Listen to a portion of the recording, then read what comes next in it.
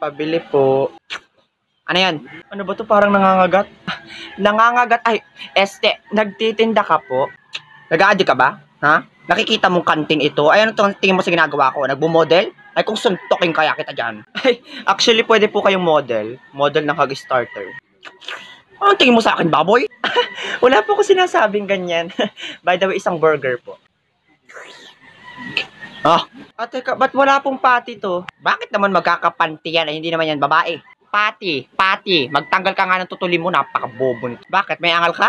Kaya pala wala ditong nabili kasi kinakain mo yung pati, napakapatay gutom mo. Ikaw manahimik ka dyan, subukan mo magsumbong at bubugbugin kita mamaya sa labasan tapos pagpipiras-pirasuin ko yung iyong katawan saka ipapakain ko sa aso. Sige, subukan mo at babariling kita ng lipstick na ito. Isang kalabit ko lang dito at siguradong sabog ang pagmumukha mo.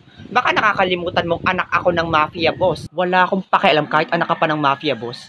Leader kaya ako ng kulto. Lumayas ka na dito, baka mahampas pa kita nitong hangar na to. Siguradong pugot ang ulo mo dito. Saka wala kang pakialam kahit inuubos ko yung mga pati dito kasi wala ka rin naman magagawa.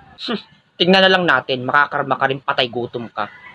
Hoy Stitch, nabalitaan mo na ba? Ang alin? Yung tindera daw sa kantin, nabulunan daw kakakain ng pati. Yun sinugod sa ospital pero dead na. Halagagi totoo? Ano nga ang name nun? Erica.